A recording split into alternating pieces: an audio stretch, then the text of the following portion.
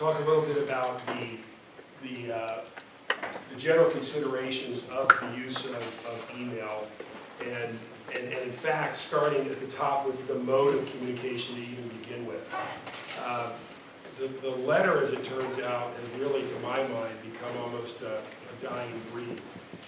These days, the long form letter, even if it's used, is probably sent more often than not by email in a PDF. So it's pretty rare that I think you're going to be penning long letters. The day-to-day stuff is really turned on email.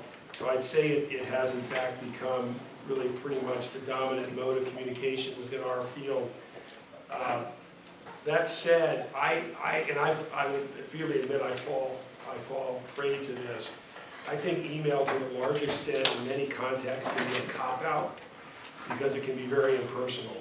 So if I'm trying to deliver a hard message and avoid an immediate reaction, it's real easy to send an email. Just like in the old days where you used to do that on a voicemail, you'd say, okay, let's see, 11 o'clock in the east at night, the person's not going to be there, I'll shoot them a voicemail, then at least I can go to bed and I don't have to deal with them until they get it in the morning, right? The ball's back in their court. Exactly.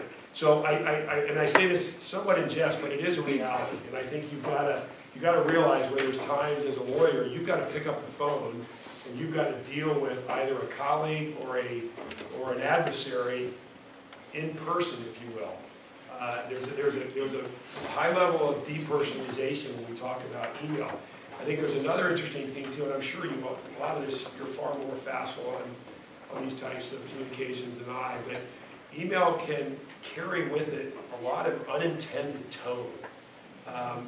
I have a superior, I report to our CEO, and there's times where he'll send an email and say, and he sounds mad. And I'll call him and go, hey, what's going on? Nothing. I didn't know, what do you mean? Well, I read this email this way, and it seemed like there might be something going on. Didn't intend it in the slightest. So that's as a sender, and I guess as a receiver, I think you've got to think about that.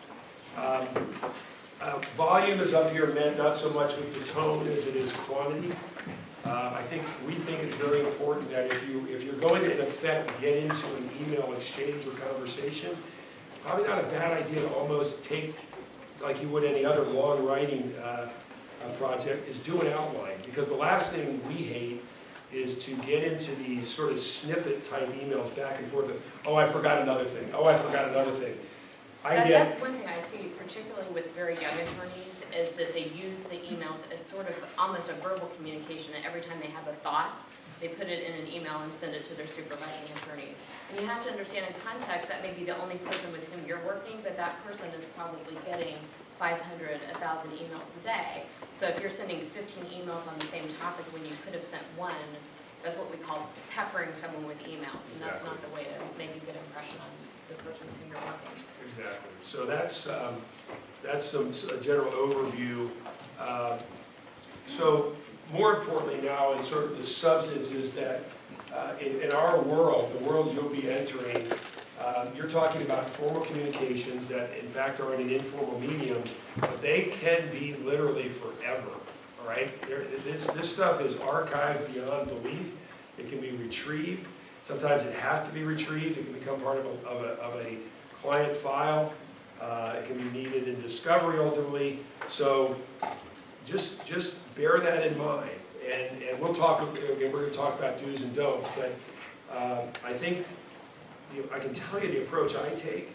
When I'm writing an email, internal or otherwise, I basically try to assume that it can find its way to the front page of the Wall Street Journal and the New York Times. Or to the person about whom you're speaking. You know, sometimes you'll say something that might be a little bit negative about someone, and eventually in the chain of forwarded emails, that person has what you said. Right. So you have to think about, you're not just communicating with the person with whom you're communicating, but you may be communicating with others. Yeah, again, you notice, you lose control. You may light the match, but once that fuse starts burning, you may lose control of it. And as Lori said, it becomes five emails down in a long chain, and then it's like, oh, oops, I did not intend for that person to see that email. So it's a bit of a monster in some sense, very efficient. There's no doubt about that, but we're going to try to impart some things today which will make you think a little bit about using it appropriately. I'm a stickler for detail. I'm a stickler for grammar. I literally edit everything that the firm sends out. There's not a press release that goes outside the firm that I don't edit. So to me, grammar, punctuation, word choices, etc., are extremely important. And I don't think it can be, you need to assess your audience. And in my mind, you don't let your guard down, you don't become too informal too early, unless there's now an understanding that that's the way we're going to communicate. Yeah, and even if you are engaged in informal communications, as an attorney, you always want to be speaking in complete sentences. You never want to be doing THX. I think in professional communications with your colleagues, take the time to write out things that looks more professional. So our bottom line point here is that the informality of the medium does not justify, if you will, informal grammar, poor manners, or the like. And I think we'll probably say this more than once, but double checking your grammar. I mean, spell check is a great tool, but it can go in a different direction than, particularly on an iPhone. You look at it and go, oh my God, I didn't near the word I intended. But some of the suggestions you think, who would ever say that? right. So sometimes the prediction, but even in the normal Outlook spell check, it might say, sure, you found a word that works, and it passes the spell test, if you will, but it may not have been the one you intended. So always go back and reread.